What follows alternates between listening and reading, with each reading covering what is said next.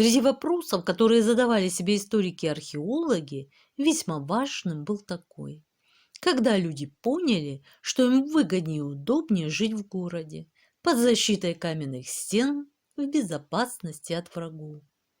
Скорее всего, это случилось тогда, когда люди перешли от каменных орудий к металлическим. Новые орудия труда позволили им получить урожай, которого было достаточно не только для того, чтобы прокормить себя и свою семью, но еще и оставалось вдоволь, чтобы обменять на что-нибудь. Но как только появилась возможность произвести больше, чем нужно самому себе, появились и те, кто хотел бы присвоить себе то, что есть у соседа. Теперь было что похищать и что защищать. Но защищаться от нападения в отдельно стоящем доме или в деревушке, состоящей из нескольких домов, невозможно.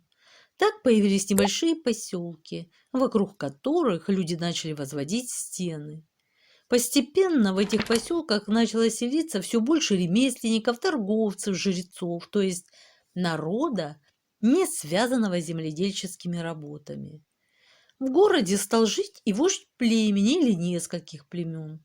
Он строил себе башню и обещал защищать город. Конечно, не безвозмездно. Так возникли первые города. Но где и когда это случилось? Традиционно первыми городами в истории современной цивилизации считались города Древнего Египта и Двуречья, в низовьях Тигра и Евфрата. Ведь именно там расцвели величайшие государства древности. В Египте и в Двуречье мы сразу же сталкиваемся с развитой цивилизацией. Даже в самых ранних слоях египетских и шумерских раскопок встречаются грамотно построенные дома и храмы, и посуда там обожженная, разнообразная. После открытия английских археологов на древность стали претендовать города другого района, долины Инда, то есть Индии. Считалось, что эти города были покорены и разрушены воинственными ариями, ворвавшимися в Индию в середине второго тысячелетия до нашей эры. Судя по всему, их построили за много столетий до нашествия арии. Вероятно, египтяне и шумеры научились строить города, возводить стены, большие здания. Но когда и у кого? Археологи стали искать первые крупные поселения. Не деревушки охотников, не общие дома племени, а те поселения, из которых потом выросли города. Последний ледник отступил 10 тысяч лет назад. Мир стал почти таким же, как сегодня. Только Сахара и Двуречье были более влажными и плодородными, чем сейчас. В Сахаре, например, водились слоны и бегемоты. Там было немало поселений каменного века, среди которых остались в современной безводной пустыне. Жители Сахары разводили мелкий скот и вынуждены были перемещаться за своими стадами, когда те истребляли подножный корм. Так, в течение 6-3 тысячелетия до нашей эры племена из Сахары расселялись по Северной Африке и Ближнему Востоку. Египтяне вполне могут быть потомками обитателей Сахары. В 1955 году английский археолог Барбара Киньон отыскала следы города Иерихона. О нем немало говорится в Библии. Там его еще называют городом пальм, лежащим на берегу реки Иордан. Израильтяне решили его завоевать, для чего сначала послали лазутчиков. Царь Иерихона прознал, что в городе появились вражеские шпионы. И велел Раав, блуднице, у которой остановились эти злодеи, немедленно выдать их ему для допроса. Получив требования царя, Раав предложила лазутчикам бежать, спустила их на веревке с крепостной стены, где они, проплутав 3 дня по горам, вернулись к израильскому вождю Иисусу Навину. и выложили ему все секреты Иерихона. Навин узнал о крепостных укреплениях Иерихона что-то такое, что заставило его отказаться от штурма или осады. Выбранная полководцем тактика не имеет аналогов в мировой истории. Справив Пасху, Иисус заставил все мужское население Израиля пройти обряд обрезания, который не применялся со времен Исхода. После этого израильтяне на протяжении 6 дней ходили на безопасном для жизни расстоянии вокруг стены Иерихона. Шествие возглавляли воины, за ними шли мужчины и обреченно дули в дудки и трубы. Следом жрецы несли ковчег, а замыкали эту процессию старики, женщины и дети. Всего 4 миллиона человек. Все зловеще молчали. Воздух оглашали только вой и свист дудок. Осажденные с большим удивлением наблюдали столь странный способ осады, подозревая, что происходящее имело магический смысл, но не сдавались на милость богоизбранного народа. На 7-й день Иисус Навин, в нарушение завета отдыхать на 7-й день, решился на штурм. Израильтяне обошли стены 6 раз, сохраняя гробовое молчание. А на 7-м круге они дружно и громко возопили. Стены не выдержали криков и воплей и рухнули. Израильтяне ворвались в город и перебили всех жителей до единого, даже животных. Пощажена была только блудница Раав, которая пустила переночевать израильских лазутчиков. Сам город был выжжен дотла. Навин был так сердит на несчастный Иерихон, что проклял всех, кто посмеет этот город восстановить. Правда, потом, по истечении веков, Иерихон все же был восстановлен, но уже не имел самостоятельности. В нем располагалось уникальное в мировой истории учебное заведение «Училище пророков». Некоторые видят в оружии Иисуса Навина остаток чудесного древнего знания, известного тогда, но забытого нами. А может быть, стены Иерихона были такими ветхими, что в городе приказывали громко не разговаривать и не петь песен из опасения, что стены рухнут. Раав рассказал об этом лазутчикам, и Иисус просто использовал подсказку. Правда, по мнению многих ученых, разрушение города Иерихона – результат землетрясения. Если бы на него действовала любая внешняя сила, например, оружие, городские стены упали бы внутрь. Но и ограда Иерихона, и все здания рухнули в одном южном направлении. А это похоже на действие сильного подземного толчка с эпицентром на севере. Выводы сейсмологов подтверждаются еще и тем, что отец городов стоял в районе Мертвого моря, близ реки Иордан, где по сей день достаточно неспокойная геологическая погода. Недаром же все города этого края разрушались и восстанавливались неоднократно. Последнее землетрясение возле Иерихона произошло 11 июля 1927 года. По мере того, как археологи углублялись в культурные слои Иерихона, обнаружилось, что они уходят вглубь, по крайней мере, на 8000 лет. Иерихон оказался значительно старше, чем самые древние постройки в Египте и Двуречии. В Иерихоне, причем в его древнейших слоях, были обнаружены толстые крепостные стены и даже массивная крепостная башня.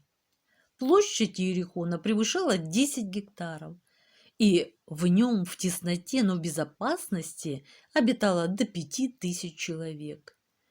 Это и по нынешним меркам город, а по тогдашним просто гигант. Дома внутри города были обнесены стенами, образующими дворы. В центре города стояли дома, в которых жили вожди или жрецы. Население города занималось, скорее всего, торговлей с солью, добытой в Мертвом море. Древний Иерихон, вероятно, является родоначальником традиции обезглавливать покойников перед похоронами. Может быть, это связывалось с культом Луны и символизировало надежду на возрождение? Во всяком случае, головы хранились или хоронились отдельно от тела. Древность Иерихона, подтвержденная современными способами измерения возраста материалов, была так велика, что в нее трудно было поверить. И многие не верили. Вскоре очередная находка удостоверила древность городских культур. В Турции, в местности Анатолия, в 1961 году археологи отыскали город Чаталгуюк.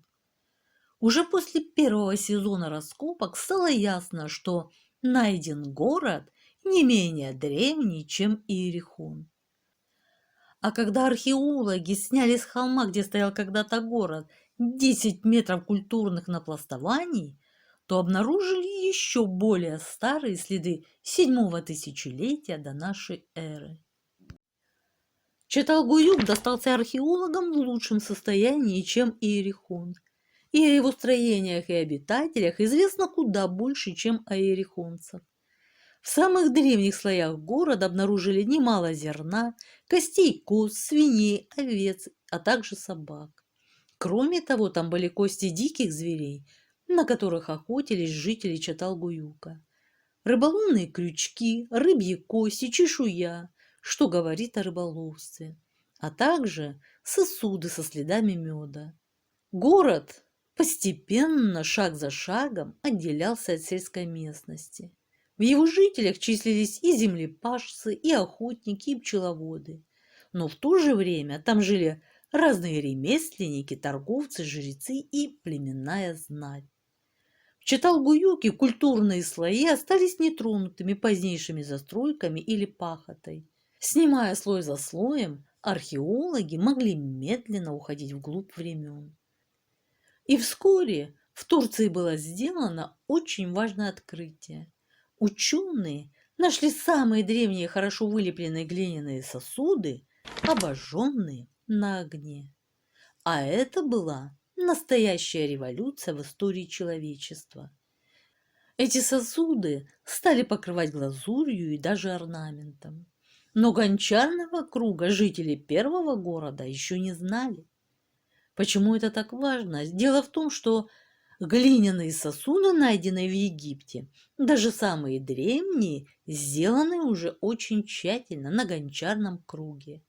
И явно за ними стоит древняя традиция, школа и умение. Но первые классы этой школы человечество прошло в Иерихоне и Чаталгуюке.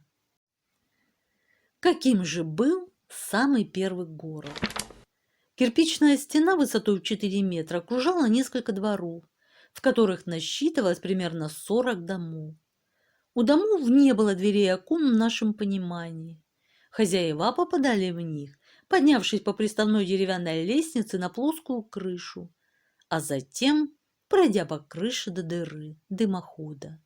Под этой дырой на полу находился домашний очаг, то есть костер, окруженный камнями. Спустившись, житель дома попадал в общее помещение. Это была и гостиная, и кухня. Оттуда он мог пробраться к себе в спальню. От гостиной в эти клетушки вели узкие лазы, сквозь которые пролезали только на четвереньках. На полу центральных комнат обнаружились следы шерстяных ковров, а стены были расписаны узорами, которые очень напоминают орнамент на современных восточных коврах. Но самое удивительное заключалось в том, что в этом небольшом городе исследователи отыскали, по крайней мере, 3 храма. В нашем понимании они не очень похожи на храмы, но это явно шаг вперед по сравнению с каменным алтарем на холме или кольцом камней. Эти храмы затерялись среди домиков, и снаружи их трудно отличить от жилых помещений. Внутри каждого храма находилась довольно большая комната, в которой могло собраться достаточно много людей.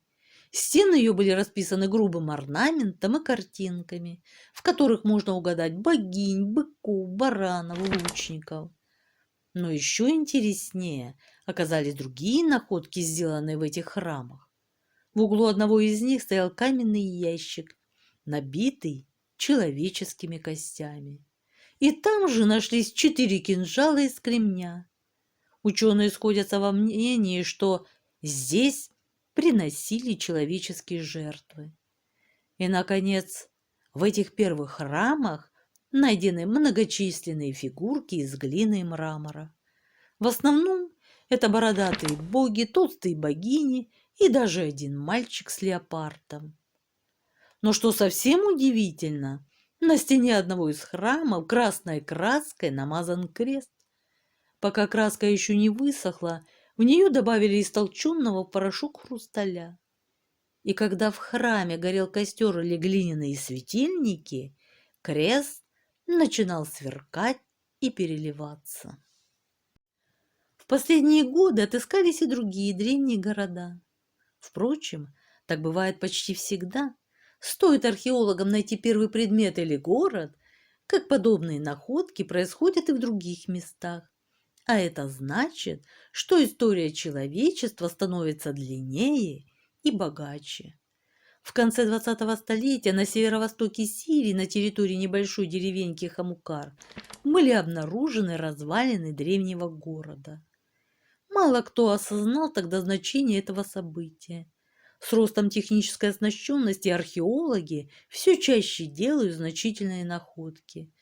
Но позднее ряд специалистов пришел к выводу, что руинам, скрывавшимся под двухметровым слоем грунта, уже 6000 лет. Это значит, что они на много столетий старше, чем первые города Шумера.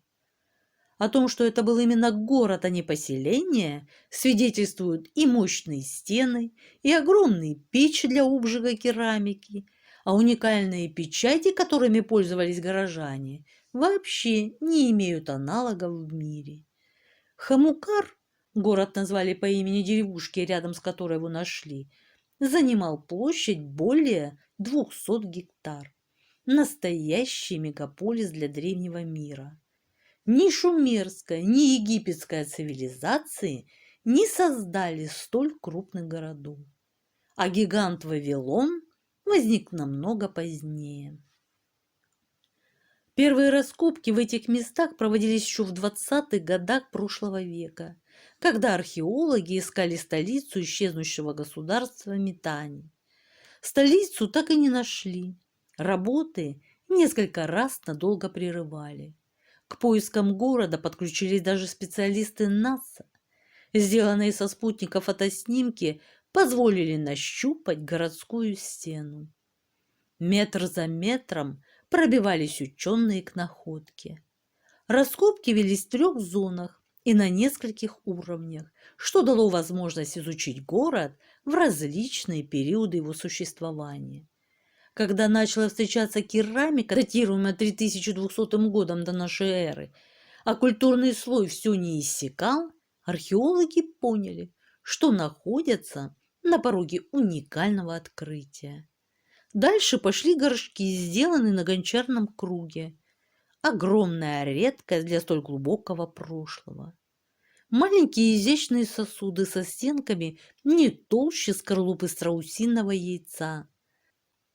Статуэтки с большими спиралеобразными глазами и много обломков керамики. В самом нижнем слое стали попадаться черепки возрастом ни много ни мало в 6000 лет. Ученые так и не смогли отождествить эту культуру, родившуюся в тесном взаимодействии народов Сирии и Месопотамии, ни с одной из знакомых. Поэтому и назвали ее просто культурой древних народов Ирака.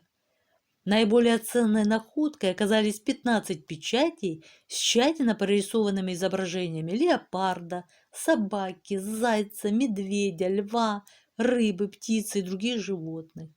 Все они были найдены в одной яме, предположительно могильной. Печати в древности были основным удостоверением сохранности товаров. Если глиняный отец стоял, например, на сосуде, вмещавшем определенную меру зерна, можно было не взвешивать это зерно заново. Кроме этого, печати стали одним из залогов появления письменности, ведь и она возникла из пиктограмм, то есть рисунков, позже превратившихся в символы, а затем иероглифы и буквы. Интересны другие находки, предметы обихода, украшения и элементы одежды.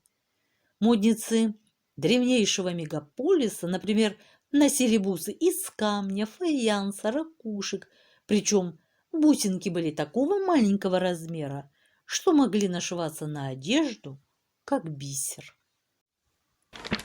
Важной частью города являлась городская стена, высотой более 3 метров и толщиной в 4. Стена – ровесница Хамукара, так как остатки керамики под ней относятся к середине 4-го тысячелетия до нашей эры. Парадоксально, но факт. Первые города и государства возникли еще до появления письменности, которую считают необходимой предпосылкой рождения цивилизации. Как же удавалось тогда фиксировать законы, подсчитывать товары, передавать приказы войскам? А ведь армии в то время уже были организованными и сильными. Иначе против кого было бы возводить в Хамукаре столь мощную стену? Подлинные названия государства, города и народа, населявшего Хамукар, неизвестны. Этническую принадлежность хамукарцев также очень трудно определить, хотя археологический материал дает основания причислять их к ранним этносам Северной Сирии. Предметы, найденные здесь, вызывают больше вопросов, чем дают ответов. Кого изображают глиняные фигурки с огромными глазами и куполообразными головами? Богов, царей, жителей города? А что заставило людей тесниться в мегаполисе, когда можно было спокойно разместиться в небольших поселках, без особых проблем со снабжением и соблюдением санитарии? Почему при толщине стены в 4 метра ее высота составляла чуть больше 3? Неужели жители больше боялись стенобитных орудий, чем осадных лестниц? А может быть, это вообще была не крепостная, а водонапорная стена? Или ярус террасы? Для чего были предназначены просторные емкости кухонных печей? Еды из них хватило бы для нескольких сотен человек. Может быть, в этих духовках выпекался хлеб, а, возможно, бродило первое в мире пиво. Работа археологов в этом регионе была остановлена из-за войны. Спасибо за внимание. Ставьте лайки, если тема вам понравилась. Я желаю всем мира, здоровья и всяческого благополучия. А на сегодня у меня все. Пока-пока.